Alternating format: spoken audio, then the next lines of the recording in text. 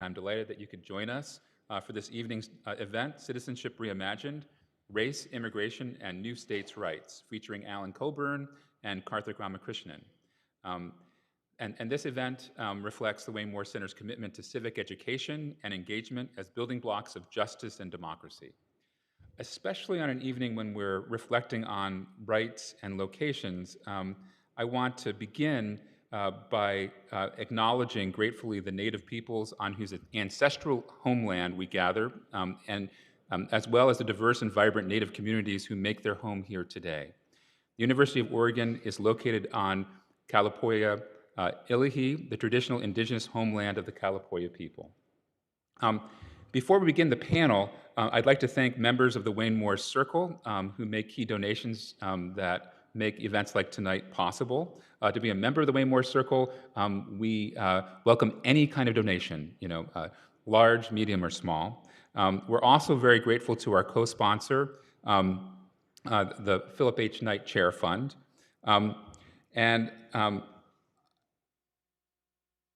Actually, so let me just dive in by introducing our two guests today, who are two of my favorite migration scholars and political scientists.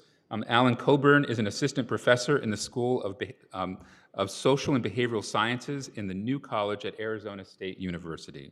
He is the recipient of a presidential award from the Russell Sage Foundation, and he has written extensively on immigration, civil rights, social movements, federalism, and citizenship. His outstanding forthcoming book is titled Today's Runaway Slaves, Unauthorized Immigrants in a Federalist Framework. Karthick Ramakrishnan is professor of public policy at the University of California, Riverside, and serves as executive director of California 100, a transformative initiative focused on the state's future. He is a prolific scholar who has published 7 books and founded the Center for Social Innovation at UC Riverside. In 2008, Dr. Ramakrishnan was named to the Frederick Douglass 200, chosen by the Anti-Racist Research and Policy Center and the Frederick Douglass Family Initiative for a list of 200 people who best embody the spirit and work of the abolitionist Frederick Douglass. Tonight, Allan and Karthick will be talking about their award-winning new book, and if you can hold up one of those, Citizenship Reimagined. So please join me in welcoming Allan and Karthick to the University of Oregon.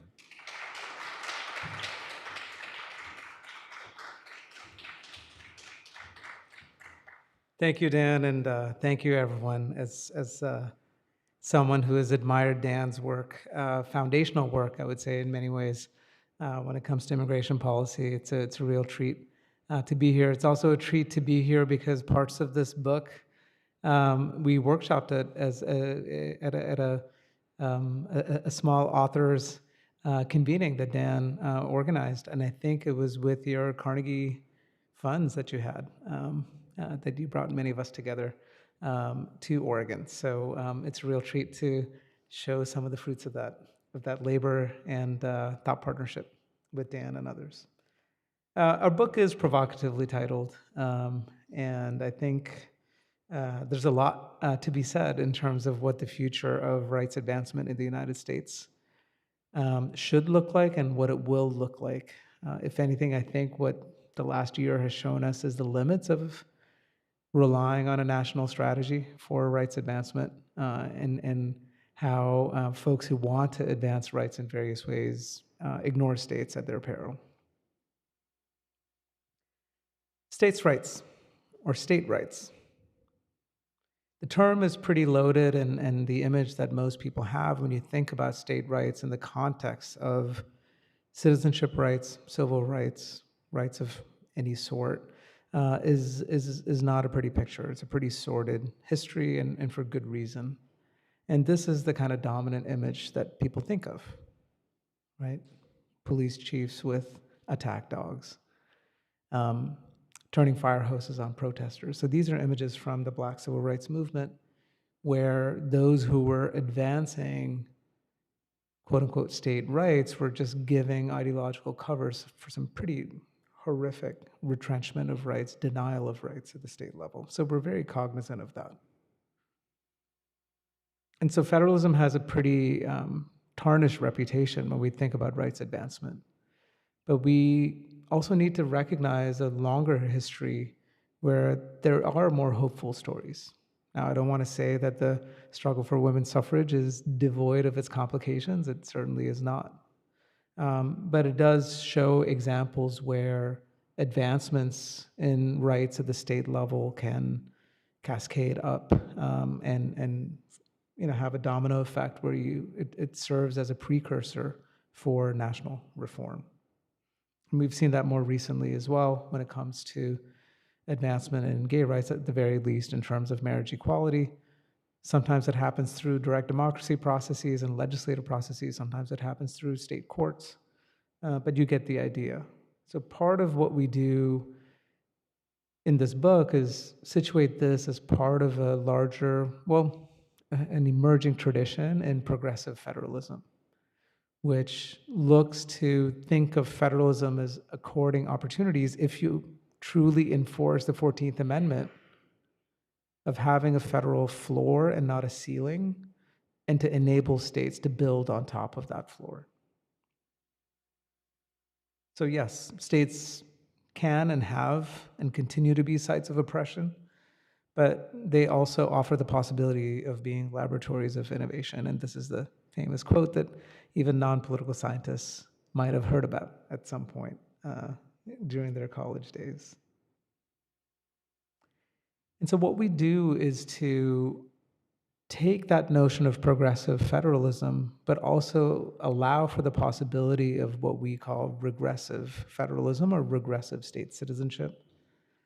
But we merge the literature on federalism and citizenship rights.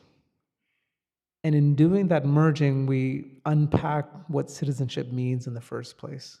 This book does a lot. These are just two images that we both think kind of summarizes where a lot of the action happens in chapters 1 and 2. And then we have chapters 3, 4, 5, and 6, right?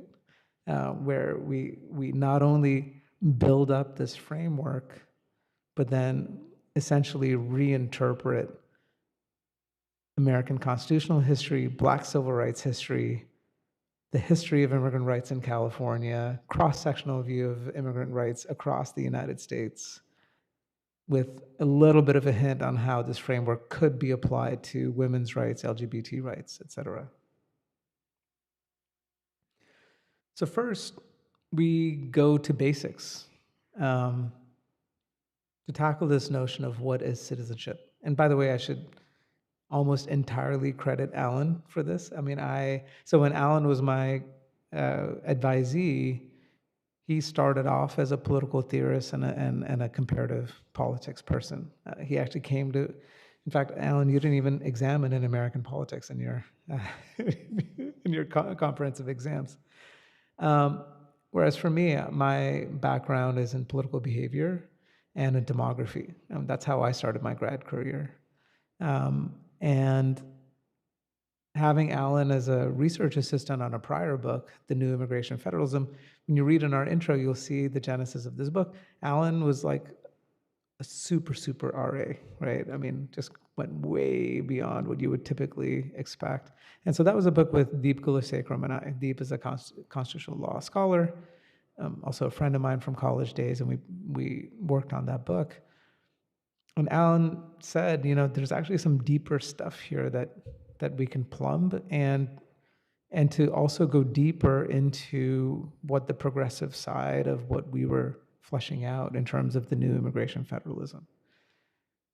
So a lot of the kind of deeper look at concept formation and theory, it's due to Allan's kind of insistence that we be deeper in this work and not just have something that is largely empirically informed. But it's also been fun.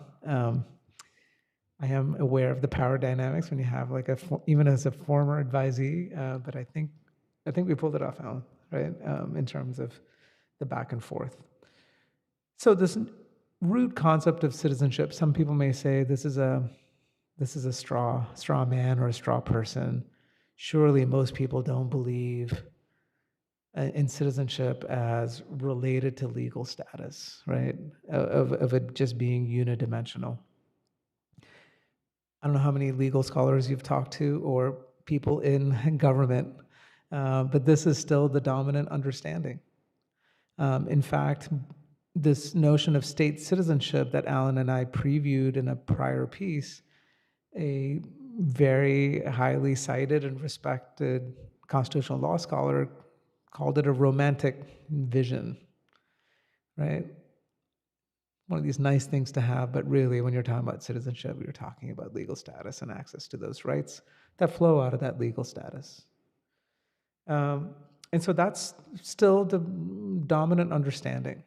And it's defined not only by what citizenship includes, but the kind of persons that citizenship excludes. And it's powerful.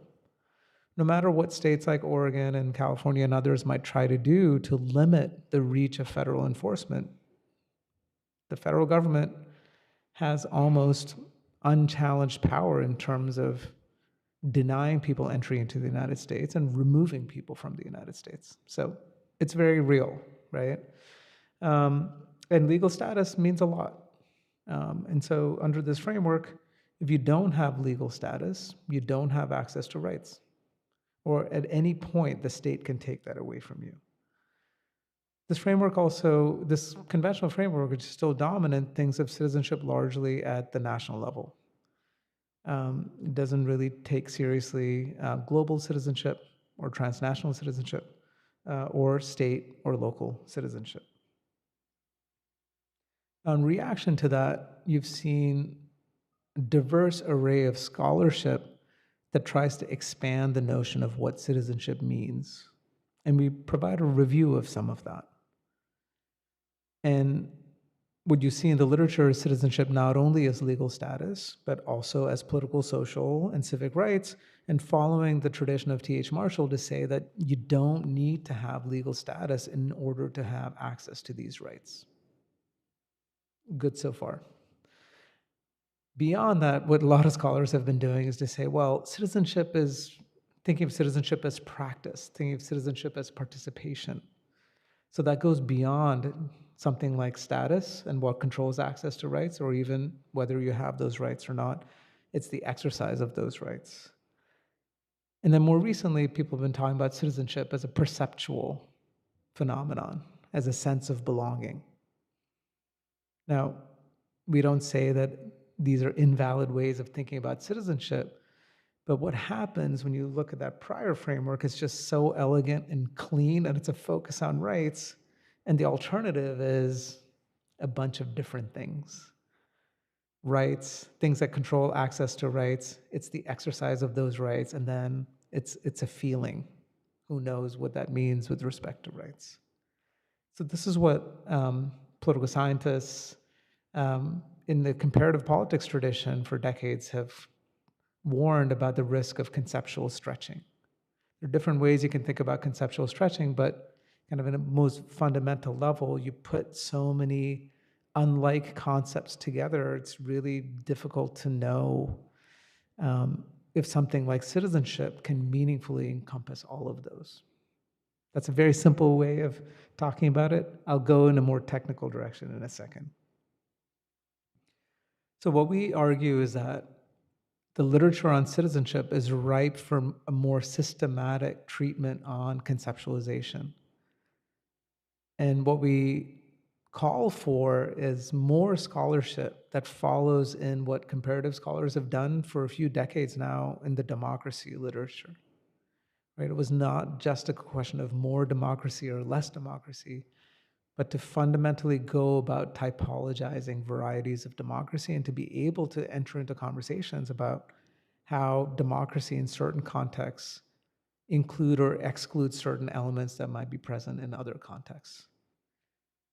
We see some works as moving down this path in the literature on citizenship, but we think there could be a lot more. And we see our work as one among a few efforts that are trying to do this in a more systematic way.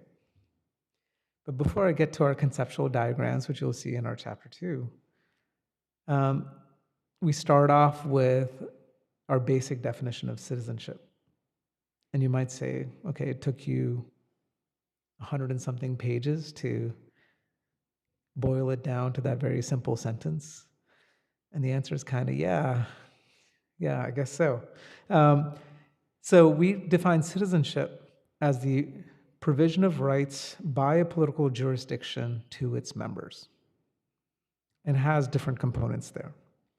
One, we're talking about membership, but a particular kind of membership. It's political membership as opposed to other kinds of membership. We also posit that this membership is rooted in geography. It's rooted in political jurisdictions where you have a form of government that has control over a particular domain and territory. And then finally, citizenship involves a meaningful provision of rights as opposed to other types of political dynamics involving states and social actors. So just illustrate in a second here. Using Collier's and others' kind of conceptual ladder, we talk about citizenship as a form of membership, right? Now, the thing with this ladder of abstraction, you can really start at any level and you can talk about overarching concepts or subtype concepts. So say you said, I want to start with membership, and then you go down the ladder of abstraction and get more and more concrete, from membership to political membership to jurisdiction-based political membership to rights-based jurisdictional political membership to then citizen and then national citizen and state citizen. But you could start at citizen and then go more abstract. What is citizen an instance of? And we can go up that ladder of abstraction. So let's start with, at the top with membership. So we argue that citizenship is political membership as opposed to other types of membership. Now, those other types of membership may be politically salient, like racial and ethnic membership, religious membership, and the like, but fundamentally they are not a political membership. By the way, we're in like Ducks territory here. Like sports fandoms are powerful, and they have their symbols. Sometimes people will kill or die based on sports fandom. I'm in my neighborhood in Southern California, and like there's a person that still flies their Steelers flag in front of their house, and it's just it always just like, as an immigrant to the United States, I always find it interesting when people are so they police the use of flags other than the U.S. flag, or actually now we have other kinds of flags that are used for political purposes. But when you saw the Mexican flag being used in certain protests in California, like people were up in arms. But Steelers Nation doesn't generate the same kind of passion, I suppose, or concern. So we're talking about political membership. Going more concrete from that, we argue that there are different kinds of political membership. You can talk about party membership that is not rooted in jurisdiction. You can talk about interest group membership that is not necessarily rooted in jurisdiction. So citizenship is rooted in jurisdictions. We also argue that it's grounded. We offer a definition that's grounded in rights. And you can have other concepts that are based on representation. So an example of that would be a constituent. You can also have concepts that are based on participation. You can talk about voters, campaign contributors. You can also have power-based classical subtypes of this jurisdictional-based political membership, right? So decision makers, agenda setters. And then finally, identity-based subtypes. You can talk about people as Americans and Californians. Now, you can talk about being an American without necessarily talking about an American citizen. You can talk about a Californian without necessarily talking about a citizen of California. Now, some may argue that California citizenship, if it even is a thing, or Oregonian citizenship, if it's even a thing, is a partial form of citizenship. And truly, American citizenship is the fuller form of citizenship. What we argue instead is that's confusing a kind hierarchy with a part-whole hierarchy. So you can talk about semi-citizenship, as the political theorist Elizabeth Cohen has written a book about and has written pretty extensively about.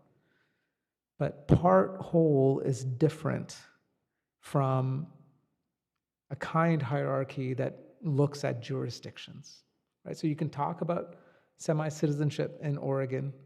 You can talk about semi-citizenship in the United States. So state citizenship is not the same as semi-citizenship. Now, these are all concepts that are probably very new to a lot of you. I'm detecting some friendly nods, but I'm also detecting a lot of potential skepticism, and that's fine. And I think we're really looking forward to the Q&A to see how some of these concepts might resonate. And importantly, with the kinds of social movement activity and the kind of rights gains that have been made, and also losses that have been suffered, right, in states like Oregon and elsewhere.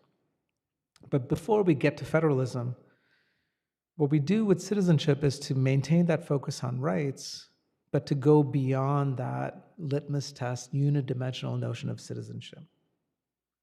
And what we do here is to offer 5 dimensions of rights. The first dimension is entirely based on Allan's dissertation, which is the right to free movement. One of the ways I talk about it is that Southwest ad that you are free to move about the country.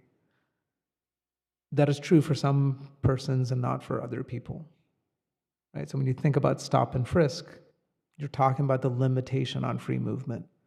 When you're talking about pulling people over for not having driver's licenses, that restricts free movement as well. When you're talking about Border Patrol and its ability to police, well, its ability to enforce within 100 miles of the entirety of the continental United States border, which includes the ocean border, you're talking about restrictions on free movement. Citizenship also means access to due process and legal protection. The third dimension is something that's perhaps one of the most expansive dimensions. We call it the right to develop human capital. And what we mean here is the right to access those basic things that everyone needs in order to thrive. Now that's from a conceptual point of view. There's a kind of empirical basis for this. So the US Supreme Court in Plyler v. Doe said that states, in that case Texas, could not deny undocumented children their right to a K-12 education. It's one of those rare instances in which they applied equal protection to immigrant status. They've never done it since. But what is that right? Where do you derive that right? And why does it stop at 12th grade and not community college and a four-year degree? People talk now about a right to health care, or a right to shelter, or a right to clean water. What are those specific rights a more general instance of? We use the term the right to develop human capital. There may be other terms that others prefer. The fourth dimension is the right to participate and be represented. And this means not only voting, but even this fundamental aspect of representation that we took for granted for so many decades until the Trump administration wanted to try to offer Census 2020 data that would differentiate between US citizens and non-citizens so that potentially Congress could could apportion based on US citizenship and not based on residency. Finally, the fifth dimension we call the right to identify and belong. Now you might say, isn't this just that feeling that you decried earlier? But here we talk about government documents that make a difference in terms of whether or not people feel like they identify and belong. So think about driver licenses that don't force people to choose between male and female. Think about state efforts, including in California and a couple of other states, where they've removed all mentions of the word alien in the state code. So these are powerful actions that states either can or don't take to make certain parts of their population more welcome or less welcome. So what we do is like we break up citizenship into 5 dimensions, still grounded in rights, and then apply it to a federalism framework. But we don't just stop there. So there's a lot of potential for conflict and accommodation in a framework like this. What we also talk about is citizenship regimes that are relational. So when we talk about progressive state citizenship, it's instances where states expand rights above those provided at the federal level, or establish state level protected classes when the federal government is silent on rights involving a certain group. So when you look at Black voting rights in the antebellum North, for example, or non-citizen voting before World War I. On the flip side, regressive state citizenship are instances where states restrict, erode, or remove rights that are supposed to be guaranteed at the federal level. Or when the federal government is silent on rights involving a certain population, it's the opposite of a protected class to create a pariah class, right? Entering in and starting to restrict rights where the federal government is silent on that particular group. So you look at states like Arizona and Oklahoma today when it comes to immigrant rights. Look at states like Florida and Georgia and Texas, what they're doing on Black voting rights today. And there's antecedents for this in the Jim Crow South and other instances, including in California, which was a pioneer when it came to anti-immigrant restrictive laws until the last 20 years. So I'll turn it over to Allan, who is going to go a lot more into the political history and the kind of American political development framework that shows our kind of theory and framework in action. Thank you.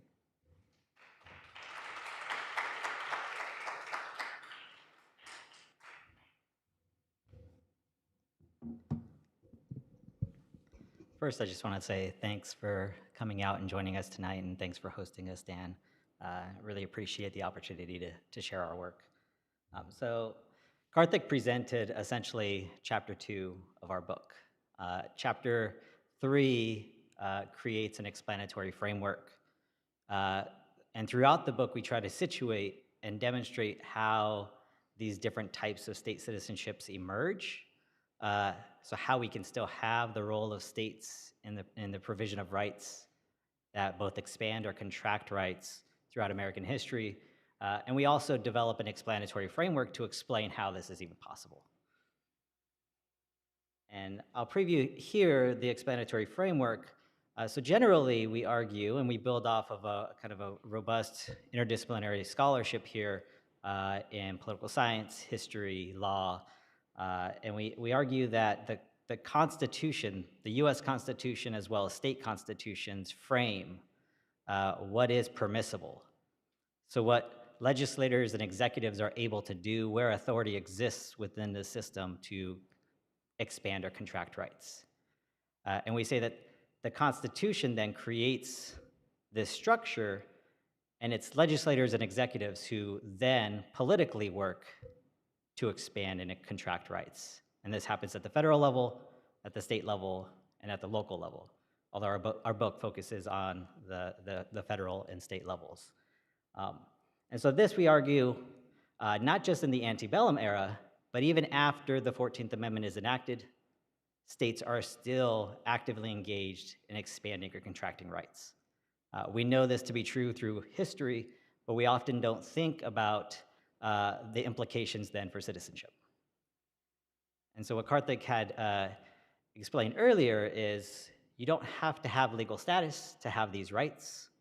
You don't necessarily have to have citizenship as a status to have these rights. That these two things were constructed together over time in different ways. And so we've started to accept that they equaled each other, that they were the same thing. And we stopped asking questions about how to expand rights. And so what we try to do in the book is to challenge that kind of very basic understanding and say, in fact, these rights throughout American history have been expanded and contracted for African Americans, for immigrants, for undocumented immigrants. And there's a fight to be had at the state and local levels. There's an important role that state and local activism plays. So briefly, we separate American history into three periods. This really draws from APD scholarship in history. And we do this for both Black rights and immigrant rights. And so we look at the antebellum era of slavery. We look at the conflict over runaway slaves in the free North, whether or not northern states are going to enforce federal fugitive slave law, whether they're going to resist it, whether they're going to expand the rights of runaway slaves. We look at the Jim Crow period to kind of understand what happened after national citizenship was granted through the 14th Amendment. How did we have Jim Crow rise? The story there is not so progressive because history shows that, in fact, throughout the states in the North and the South, we had the rise of these regressive regimes built on Jim Crow. And then we see after the Civil Rights Act and Voting Rights Act in the 1960s, that in fact, there is still this really important role that states are playing. And we're seeing this today. And so briefly, I just want to highlight, before the 14th Amendment was enacted and national citizenship was secured for Black Americans, there was a battle over state citizenship. In fact, rights were really mostly provided at the state level. The federal government denied blacks' rights generally. It reinforced slavery throughout the country, even though it allowed for the northern states to emancipate slaves and end slavery within their own borders. And so what we argue, or what we show throughout chapter 3 and 4 of the book, is that the right to free movement, dimension 1, really is this robust right that can be expanded or contracted. So when we're thinking about runaway slaves in the free North, northern states either restricted or they permitted the entry of these runaway slaves. They also set sunset curfews and vagrancy laws to control the movement of runaway slaves, as well as slaves in the South. In fact, many of the northern laws were modeled after southern slavery laws. And so they took those laws and expanded restrictive regimes throughout the North. But at the same time, progressive northern states like New York, Pennsylvania, Massachusetts, over time, through activism, went the opposite direction. They challenged slavery itself. They did not just fight to emancipate slaves, but they resisted the enforcement of fugitive slave law. And so there was this hot contested battle over the expansion of rights for free blacks as well as runaway slaves. And most prominent of this period, at least for my particular research, is the Dimension 2 due process and legal protection. So the fugitive slave law was enshrined in the Constitution and continued to grow more restrictive over time. So in 1793, the US Congress enacted a federal law building off of the US Constitution. In 1850, an even more robust fugitive slave law was enacted, essentially providing slave owners the right to go into the free North to reclaim runaway slaves and to put federal resources in that process of reclaiming them. Progressive states, led first by Pennsylvania, but eventually Massachusetts becomes the most progressive in the antebellum era, enacted a range of laws to expand the rights of runaway slaves against federal law. First, they made it very clear that they were not going to enforce federal law at all. They prevented state and local officials from playing any role. They provided runaway slaves and all free blacks in the North access to the courts, access to a trial by jury, to black testimony. So most states denied blacks the ability to give testimony in court, to speak on their own behalf, or to have a trial among their peers. They provided state resources to defend blacks in court whenever this was a fugitive slave rendition case. And they enacted anti-kidnapping laws to try slave catchers in state courts and hold them accountable. And I want to just briefly highlight in 1855, Massachusetts, which historians call these personal liberty laws. This is probably the most robust law that built on top of decades of Massachusetts enacting similar laws. Section 10 of Massachusetts law read, "Any person who shall grant any recaption certificate shall be deemed to have resigned any commission from the Commonwealth which he may possess.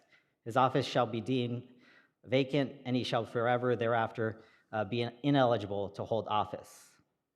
Section 11, "Any person who shall act as counsel or attorney for any claimant of an alleged fugitive shall be deemed to have resigned any commission, thereafter incapacitated from appearing as counsel or attorney in the courts of the Commonwealth." So essentially, Massachusetts had completely decoupled itself from enforcing federal law and enacted state resources and protections and rights to ensure that runaway slaves weren't returned to slavery, but they could live as citizens in the state. A range of other rights across the other dimensions that Karthick had highlighted were also enacted. So northern states provided the right to education, public education, the right to vote. Frederick Douglass actually was able to vote as a runaway slave. They provided the right to identify through just having access to passports and other documents that would demonstrate their citizenship or their belonging. And so after the Civil War took place and slavery was abolished, the 14th Amendment was enacted. We argue in the book that the 14th Amendment secured legal citizenship, but state citizenship remained the primary rights-based membership after the Civil War. This is the space where the contest over rights was really taking place. As the Jim Crow laws started to be enacted across the South and then spread north, we saw regressive state citizenship emerge.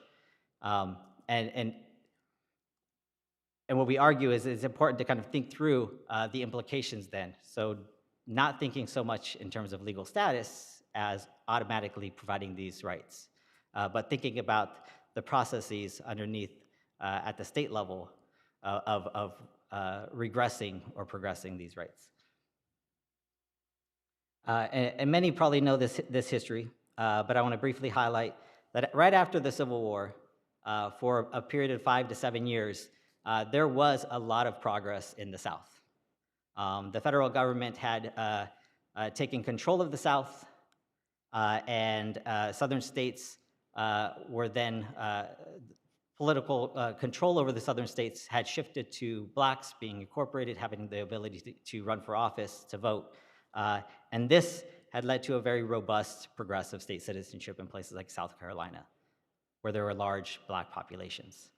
But that didn't last for very long, and eventually redemption happened in the South. The federal government withdrew the forces, and we have the story of Jim Crow emerging. So it was possible for southern states to really progress even beyond what was being secured federally at the time.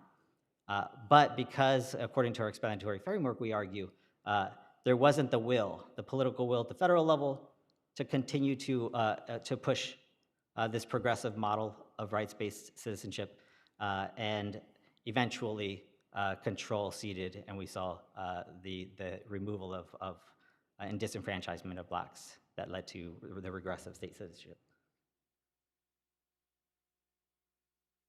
So just to give a preview of what these laws look like for our framework, Dimension 1, we could see again, this emerged first during the antebellum period, but really grew robust during the Jim Crow period, where restrictions on carriers and public accommodations, vagrancy laws, convict lease system laws, controlling the movement of blacks through the criminal justice system or otherwise, and sharecropping. In Dimension 2, southern states resisted enacting protections against lynching, denying the ability to the access to due process and legal protection. They also denied blacks the security of having contracts. A range of other laws were enacted to regress the rights along Dimension 3, 4, and 5. in our framework. I'm going to briefly go through. And moving away from Black rights, we argued that this conceptual framework helps us also understand the expansion and contraction of immigrant rights over time as well. And that it's important to think about this as a relationship between the federal and state levels, as well as local levels, where these contests over rights are occurring. Looking at California as one of our kind of case studies, we have an entire chapter on California tracing how California really created a really robust, restrictive, and regressive state citizenship regime throughout most of its history.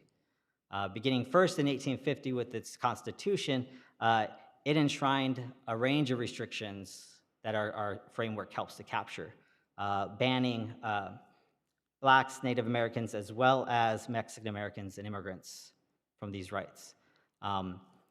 Eventually, California builds on its constitutional restrictions.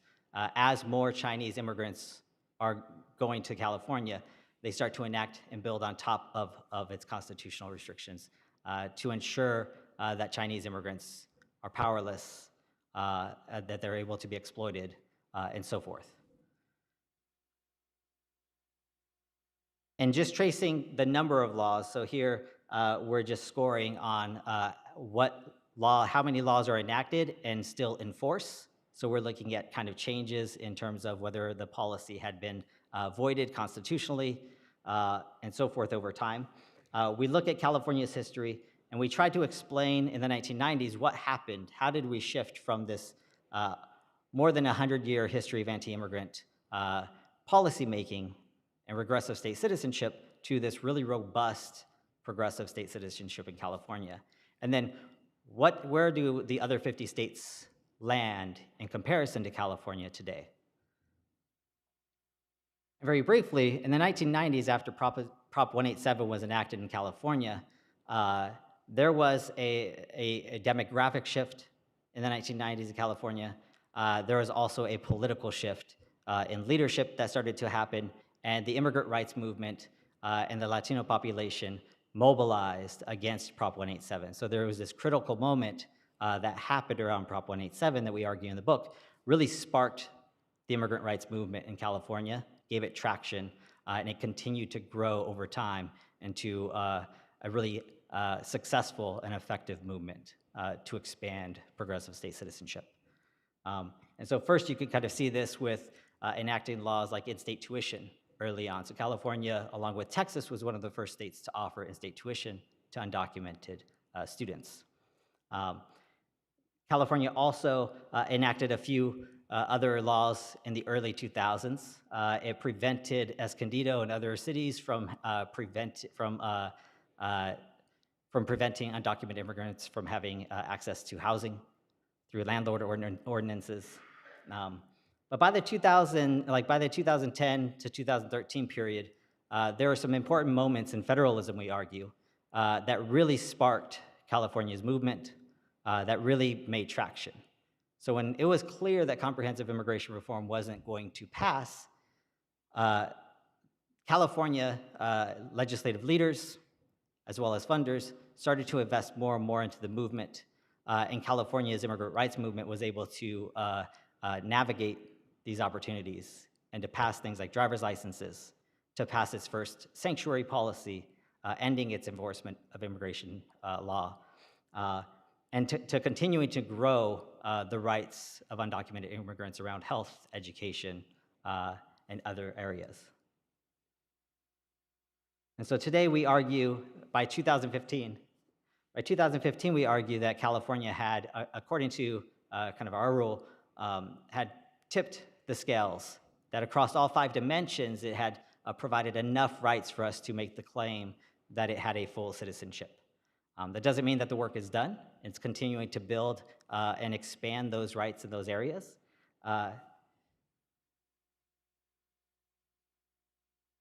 And so, along with our framework, and really with the case of the immigrant rights in our book, we try to refocus and to reemphasize the importance of state activism to building movements and building legislative allies, and that this is an important space, irregardless of comprehensive immigration reform, also in dialogue and alongside comprehensive immigration reform. I'm going to hand it over to Karthick to have some concluding thoughts.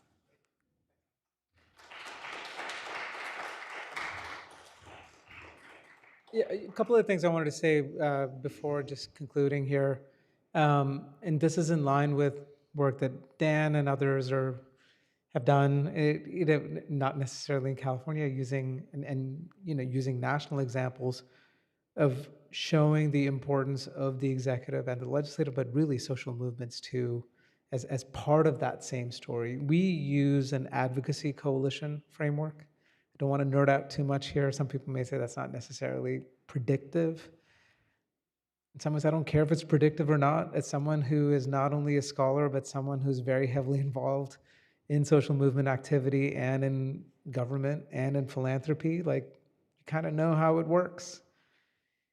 It's very helpful when you have people that are agitating from the outside with allies in the inside, and people who grew up through the movement who then went to elected office, to know where the levers of power are, to know how budget politics works, and to work across sectors to be able to push things.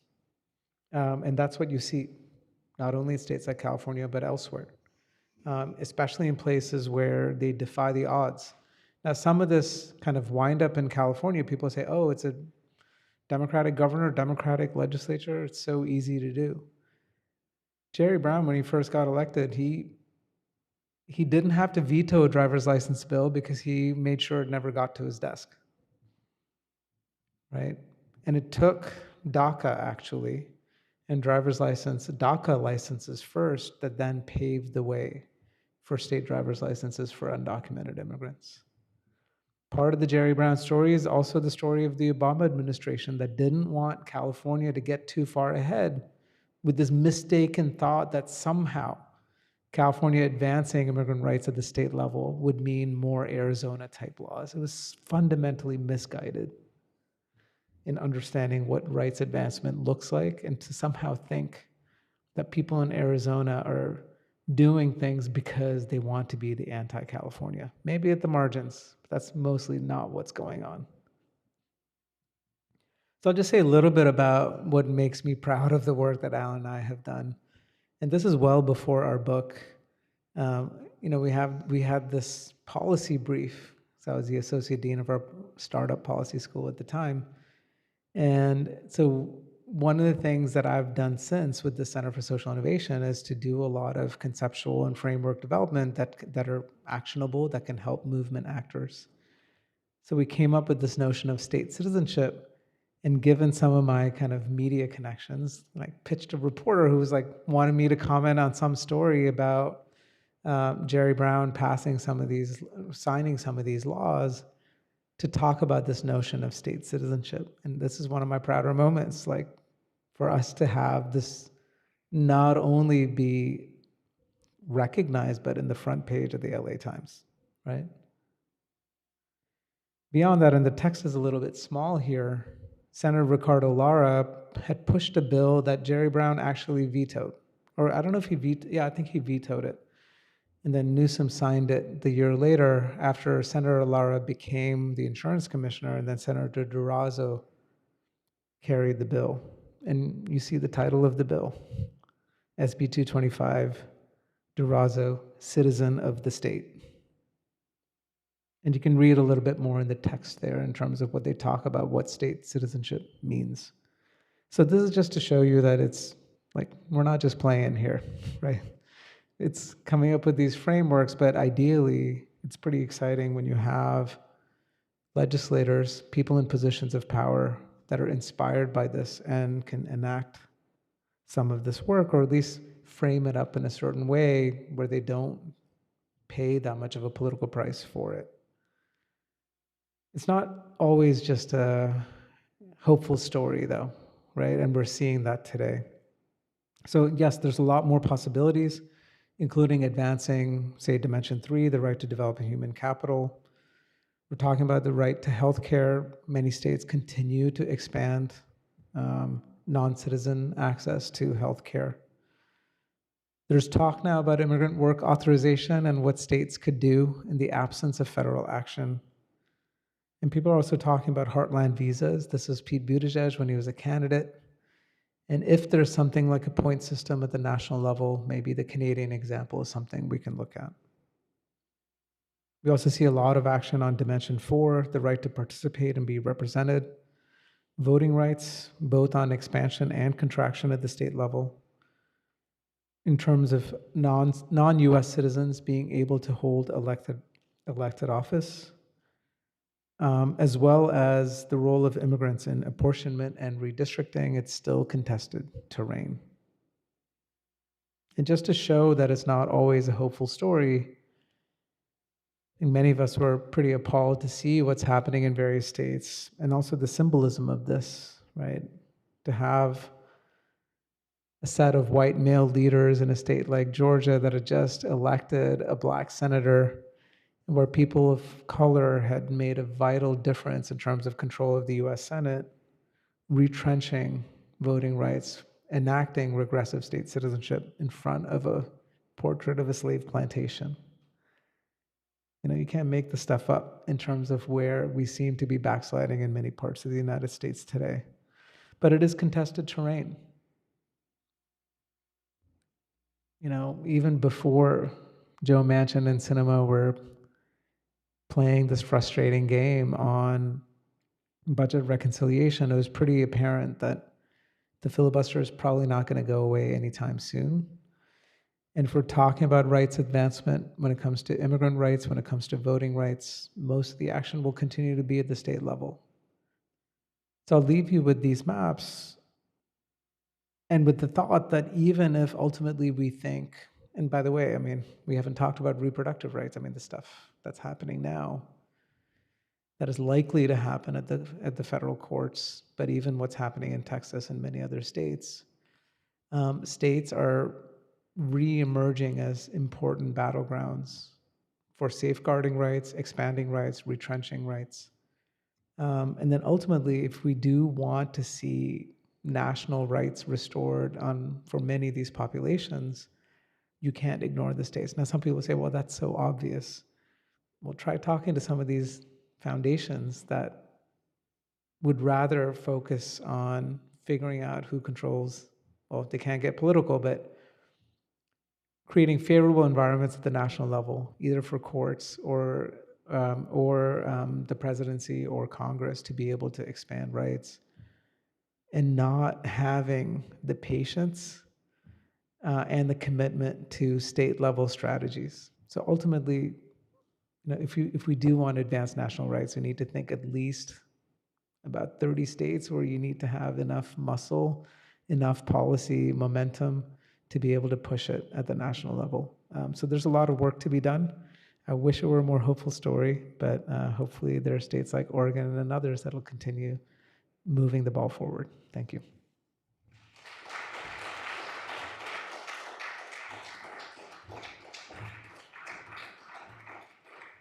So we've reserved time for some good discussion and questions. So if you're interested in jumping in and offering some, we have microphones on either side, and I'm not sure, I think we may need, we have some folks coming who are going to turn them on. So if you have questions or comments, go ahead and walk up to one of these two microphones. And I think the microphones are important for them to be heard. Yes, especially, because it's being streamed now, so that would be helpful. And while folks are contemplating coming up and asking a question or making a comment, I'm going to throw one out for you guys. So my question is this: in this, inventory of kind of more progressive and regressive rights that you chronicle, and you have a story that's very much one that's deeply historical as well as digging into the contemporary. Is it a process you see as longitudinal or cyclical? So take a state like California, right?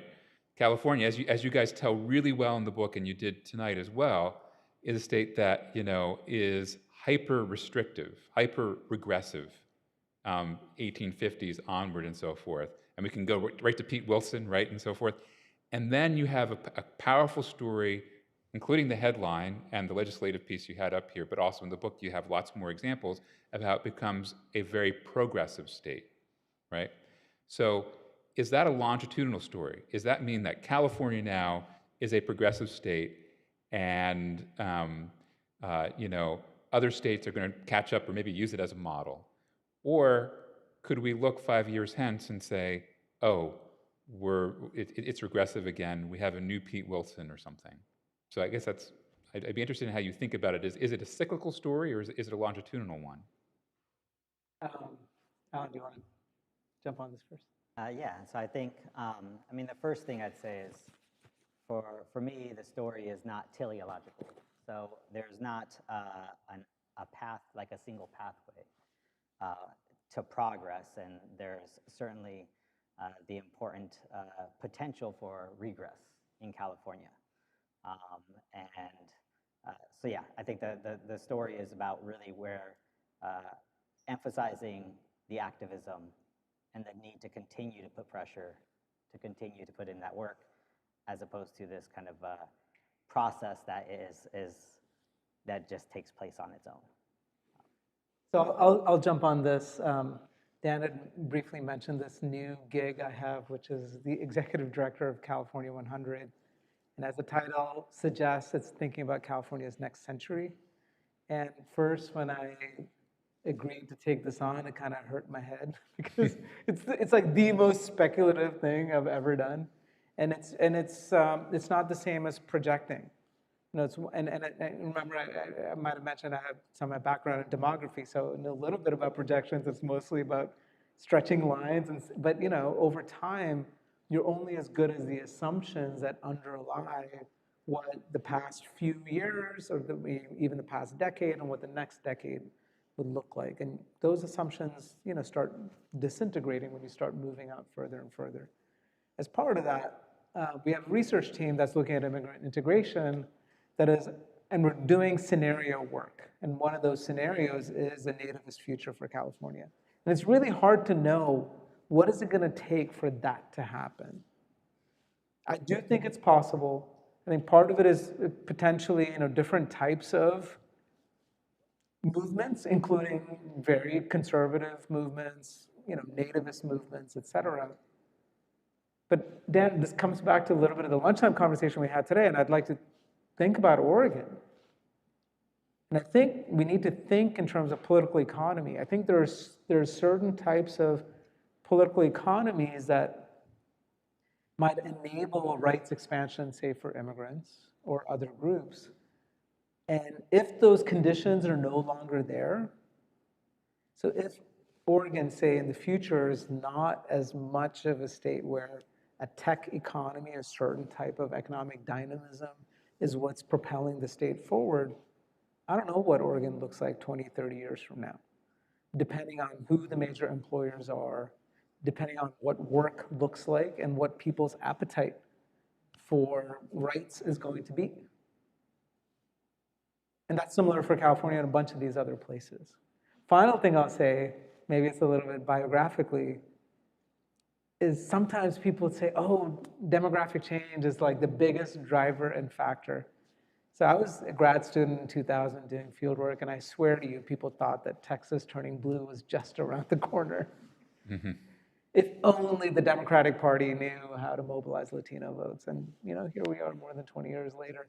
So I think there's a certain kind of humility you need to have when you think, oh, these are the drivers of change, and we've got it figured out, and it's going to be a one-way movement. I think absolutely there is a possibility for backsliding, but I think there could be different drivers that predict change in the future.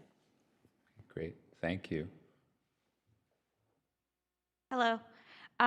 Thank you so much for this talk and for being here. I actually read your book last month under the advice of Dan, and I found it very inspiring, so I was very excited to hear that you were coming.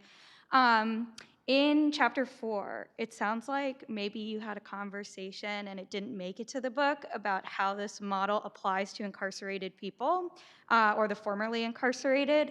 And I was wondering if maybe you could share that conversation here or talk a little bit about how you think this model applies to currently and formerly incarcerated people? Great question. I'll just say my little piece on this. I don't, as you could probably tell, Allan like goes way into the weeds when it comes to archival records and political history. I'm more of the frameworks and framing and like behavior person, and I try. But of course, I respect and I try to be as helpful as I can be on the empirical side of things. I'll just say briefly on the framing side. This notion of folks that are formerly incarcerated, I think part of it depends on whether, I think part of it is a conceptual and framing issue. If you think that's an identity of a person, or if it's a particular state that someone is in, that they toggle in and out of that state. It's also difficult in my mind to think about formerly incarcerated without also thinking about race. And so I see it more as the ongoing struggle over Black citizenship rights. Although, of course, you also have other, indigenous people and communities of color that are also faced kind of disproportionate burdens. So I'll just kind of stop there. I mean, I think my temptation would be to keep it in a race and civil rights framework still, but I'll toss it over to Allan to see if there's something more he'd like to say.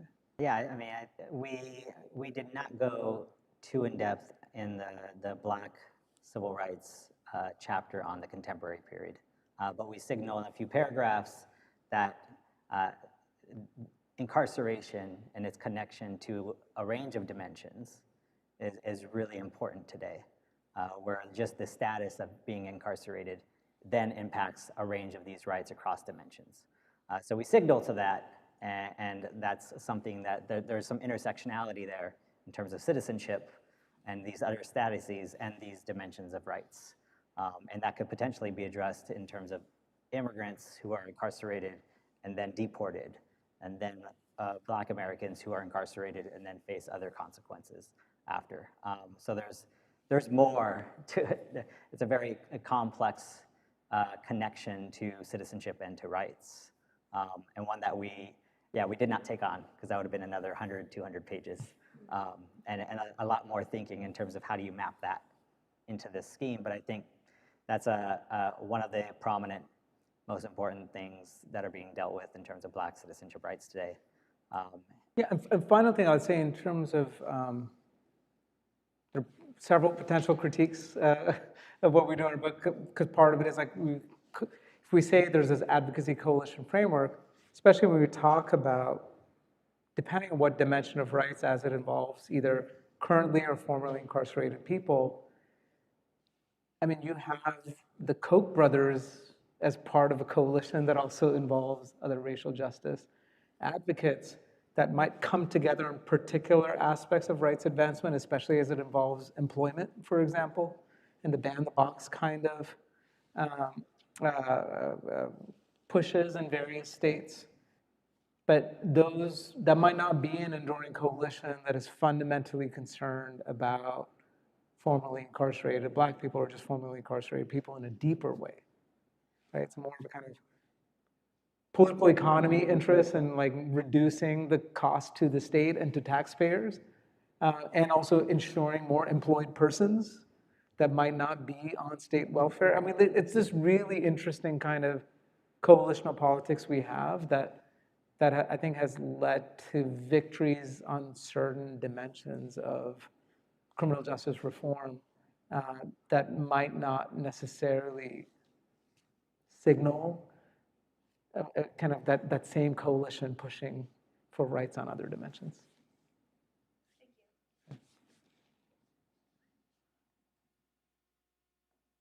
Okay, so I have a couple questions. So if anyone else has questions, just stop me and interrupt me. Forgive me, I have not read your book yet. I'm very interested in it. So some of my questions might be answered in your book. But one of them that I had was, who decides membership in a political membership, a party membership, or an interest group? Who gets to decide that? The person who is looking for citizenship or the people who are already considered citizens or members? So in our framework, it's the government entity, so either the national government or the state government or local government. Now, that is, so it is a kind of positivist notion of rights, where it's not something that is inherent in a human being. We talk about rights as they are meaningfully provided by a jurisdiction. So then in your definition of citizenship is the provision of rights by a political jurisdiction to members, does that become a little circular at all? So by member, I think we just mean resident, although sometimes residency is a technical term, whether you have residency or not. So maybe you say denizen. I don't know, Allan, if you want to. Well, one way you can say that is we are focusing on the top down, so the provision of rights to people.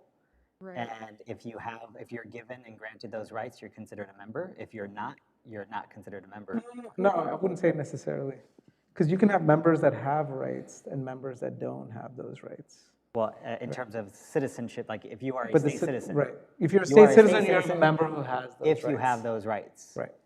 And you are not a state citizen or a full state citizenship or a citizen if you don't have all of the 5 dimensions. You could be a member of a jurisdiction and not be accorded those rights. I appreciate your thoughts on this. Yeah, I know this is very, we don't always agree, but Yeah. but sometimes it gets complicated really quickly. And this is such a theoretical framework, so that question goes to kind of the practicalities of a framework, which I know can be difficult to apply. Yeah. I was thinking about de Tocqueville and his concept of associations. Does that fit into your concept of membership at all, or is it because it's more about who's already established as a citizen deciding on citizenship that doesn't come into play? Just curious. At least from my perspective, association membership matters in terms of the drivers of change, right? If you talk about social movement actors, so kind of social and political formations. But at least for our notion of citizenship, as we drill down, it is not an associative membership. It is something that is granted by. But you could be a non-citizen or a non-state citizen and be elected to office, though, and then fight to change those rights to then become a state citizen. It's about power and this back and forth fight over who has rights and who does not. And there's certain New York Times columnists who are hoping to do that in Oregon. I digress. I love your questions, but let me just say, are there other people who have questions? If you wave your hand at me, if you. So please come back. Go ahead, Daniel.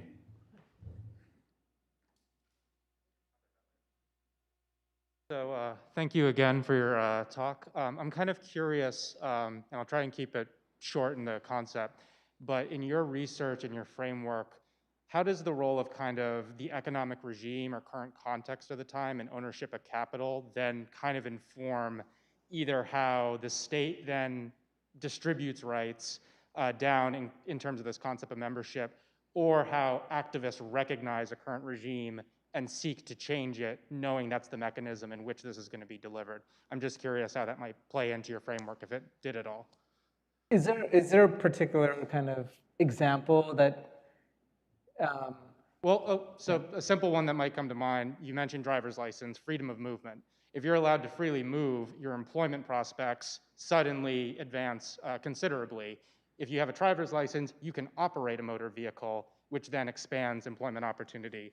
So by that restriction, you are thereby kind of extending, we're going to deny you the opportunity of contributing and the wealth of extracting from the country in which you derive from that employment, and the benefits that might go in terms of that with your employer: healthcare, childcare, retirement.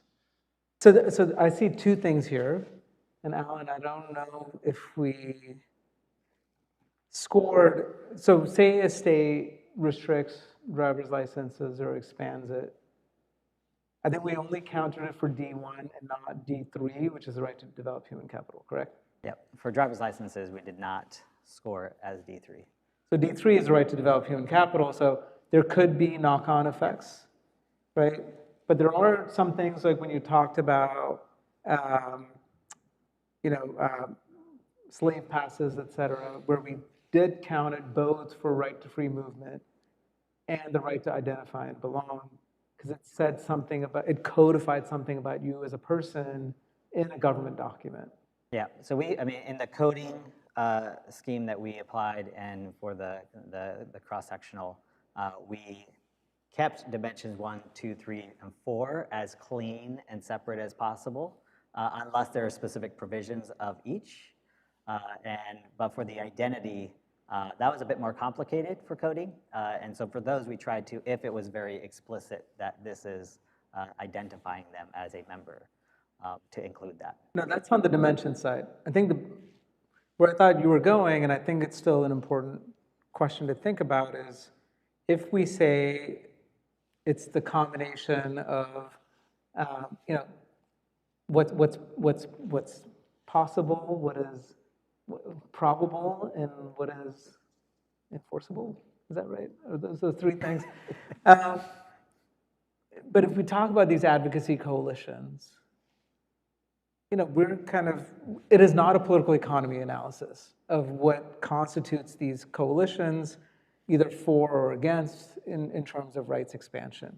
Or maybe it's not just about for or against, but what kinds of rights expansion? Is it a limited rights expansion, like I talked about in terms of, say, the ban the box kind of moves, or a more expansive rights expansion? So absolutely, I think someone could take a political economy approach to say that, say, in the state of Kansas that gave us the gift of Chris Kobach, sadly, is also the state that allows for in-state tuition before the state of New York allowed in-state tuition. What's going on there? Now, we don't dig into it too much, but chances are it was when you have state university systems that depend on a growing or stable student body, then you take students no matter what their immigrant status is, right? So there's when you think about political economy, it's not just, say, economic interest, say, in terms of agricultural interests in Kansas, and maybe that's what is enabling some of this, but it's also the economic interests of a state university system and what it takes to maintain your operations. So we don't go into that one thing, but I think our framework is consistent with others who might want to have a better answer than just saying, well, look at the advocacy coalition that pushes these laws, and it's not just social movement actors, not just legislators, or not just governors that are doing this. Can I piggyback on what you on this last question?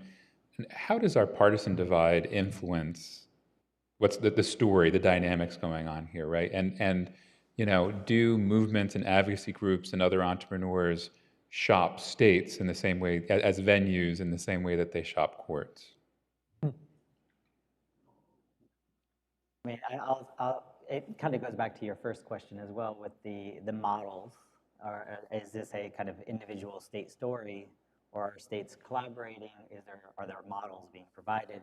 And I think that, I mean, one of the things that Karthick and I do is work with immigrant rights groups at the state level to kind of draw blueprints and best practices for how California's policies can be adopted elsewhere, how they can work together. I mean, one of the important things there is the role of partisanship.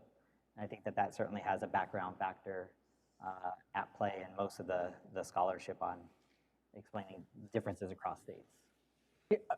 I think there is a difference between the right and the left on this, right? So this will go back to my book with Deep on, we were looking at Chris Kobach and FAIR and Numbers USA, and ALEC wasn't as much of a player in immigration restriction, although when it comes to detention facilities, you see some of that. But in terms of proliferation, I mean, someone like Kobach, I mean, he was venue shopping both for courts and state legislatures simultaneously, right? And I think you're seeing some of that now with reproductive rights.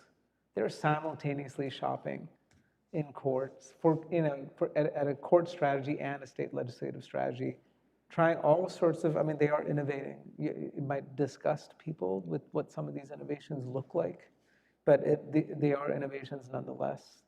And they find willing partners. So states have become partisan battlegrounds, much more so than in the past. And I think that what that does enable is for some of these more riskier, innovative strategies, like people are like, sure, let's try it. And they might not pay that much of a political price when partisanship matters so much that people aren't going to vote people out because they passed a law that was then struck down by the courts necessarily, right? On the progressive side, Allan, I mean, what I see is that, yes, states like New York or New Jersey, it'd be interesting to see after Murphy's narrow victory, and Dan, you used to be in New Jersey, like, what's the future going to look there? But, it's pretty easy in some of these states. Illinois, you go from Democratic governor to Republican governor, halt of any forward movement on immigrant rights, and then it starts picking up, very late during the Trump era, and then once you get a Democratic governor, things start opening up again. New Jersey, nothing was happening when Chris Christie was governor, then Murphy gets in, and lo and behold, a whole bunch of things are possible. So I do think it's partisanship, but specifically, I think, in terms of party control and especially the governor's office, that makes a big difference. Great, thank you. The very last thing I'll just add is I think partisanship is not enough. So political leaders are not just going to take it on themselves willingly. Mm-hmm. Thank you. Other comments, Oh, questions? and the quick thing on that is, like, even in New Jersey, right? I mean, New Jersey is like, it's all suburbia, and you're like, where do people organize? Like, is there like an immigrant rights movement? But it shows up in different ways. It's the ACLU, it's labor in particular places. It is much more fractured. So I think there may be some variation in which in some states, you don't necessarily always have the full-on state, massive immigrant rights movement. Here in Oregon, I think, Dan, the last time I was here, it's right, I mean, you had a state that had passed driver licenses, and then you had a referendum that clawed it back. Mm-hmm. Right, and part of it was framing, yeah, so I think, especially if you add kind of direct democracy tools, and now I think increasingly we need to think about misinformation and disinformation, adding that to the mix and what that looks like in an age of partisanship, where it might not be as clean of a story as in the past. Mm-hmm. Thank you. So other questions, comments? So I'm going to throw in one more that would be great for you to expand on, which is your book and your presentation spend a lot of time unpacking state and national levels. You clearly, theoretically, are onto the global and the local dimensions of this, but I wonder if you could talk about both of those. Is the global romantic, like the one critic, the annoying constitutional law critic? But the second thing on the local is, we can all think of areas where, it's a progressive island within a regressive state, if we're going to give these broad types, be crass about it, and also regressive locales within progressive states. So can you talk about the local side and how it impacts things? And are you both saying, like, at the local level, in a sense, it's less meaningful than what's happening at the state level, the way the old national federalists were telling you guys the state level is not particularly interesting? Allan, go ahead. Conceptually, I'll say that we believe that the states or local governments can do the same as states in terms of providing these rights conceptually. And politically, the conditions are different. And so there's a lot of power for states to take authority away from localities and to preempt local jurisdictions in providing these rights. And so the states have a lot of autonomy from the federal government, from the 10th Amendment, and generally throughout American history that hasn't been challenged as much, and so it's pretty live and secure today, but it's not the same for local jurisdictions. So we can look at Austin, we can look at Tucson trying to enact sanctuary policies in red states that preempt them and prevent them from actually doing that, and potentially even push for more enforcement in those areas. Yeah, I mean, and clearly we're seeing that with reproductive rights too.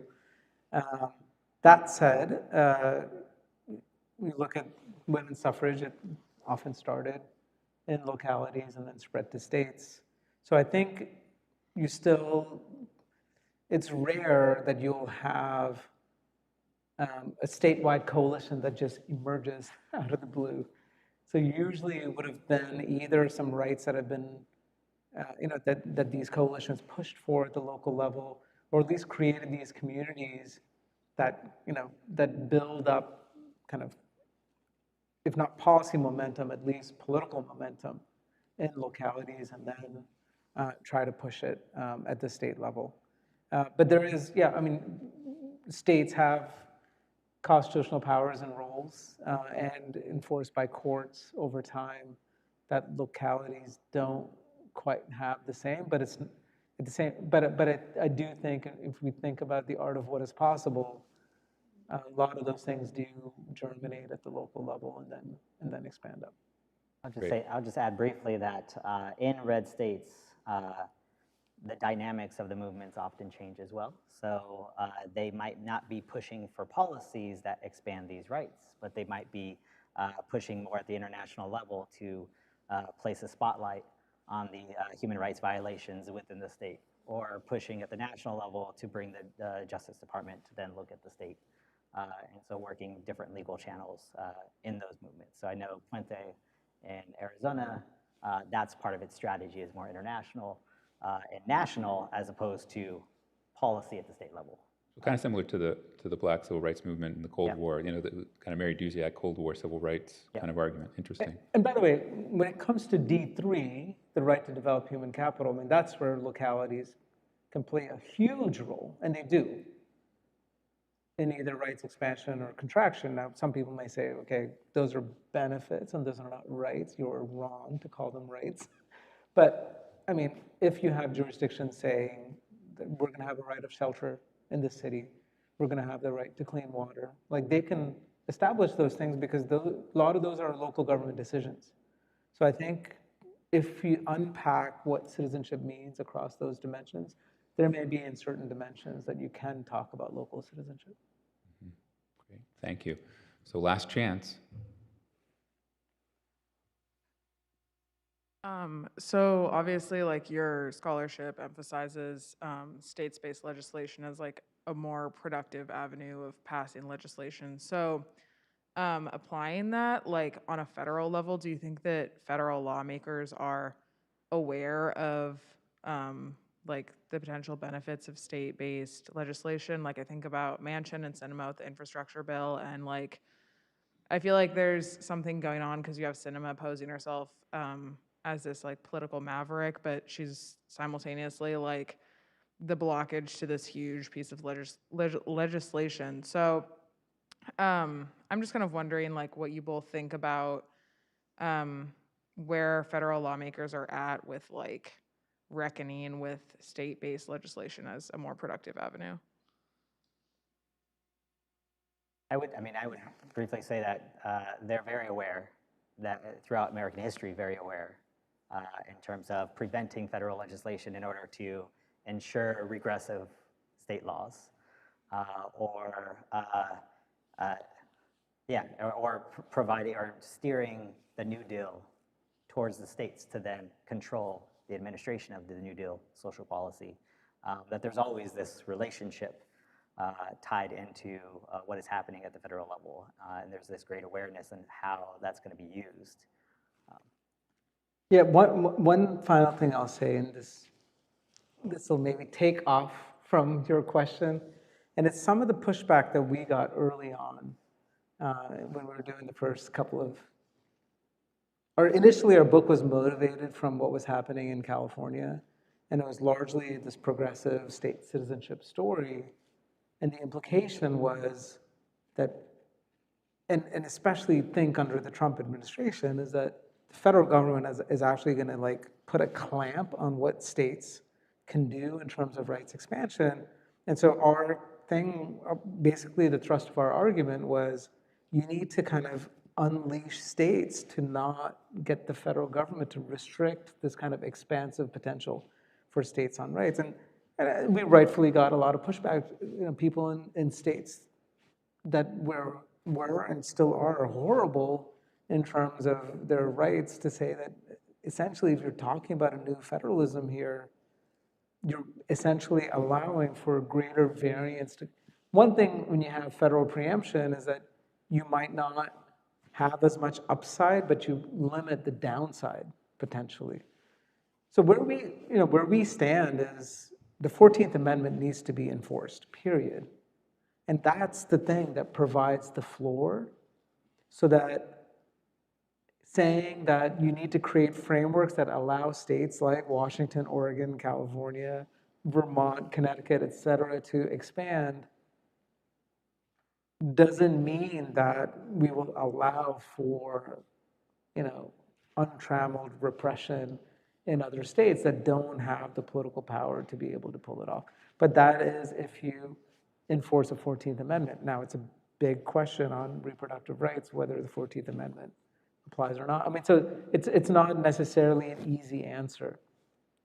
But I think this is where some of that discomfort will lie, is that we are talking about a framework where you will start producing variance. And let me just say how this comes back to Build Back Better and this federal legislation. This even before Build Back Better, this is some of the work that we're doing at our Center for Social Innovation. More generally, I personally am trying to do with folks at the state level in California. So the American Rescue Plan, right? It's on the books. There's 2 massive tranches of dollars that are going out to states, to counties, to cities, right? Hundreds of millions of dollars to particular jurisdictions, including jurisdictions where I am that are politically quite conservative. Now, the federal government is essentially allowing local governments and state governments to decide what does it mean to deal with the health and economic consequences of the pandemic. So that is like federalism that is going on right now. Now, not only different states are making different choices, even within states. You have counties like Los Angeles County that is making a very different choice than Riverside County and San Bernardino County. Many of the conservative counties or sheriff departments, their budgets are going up quite a bit in terms of the money that's coming down. So it is happening as we speak. But I think a lot of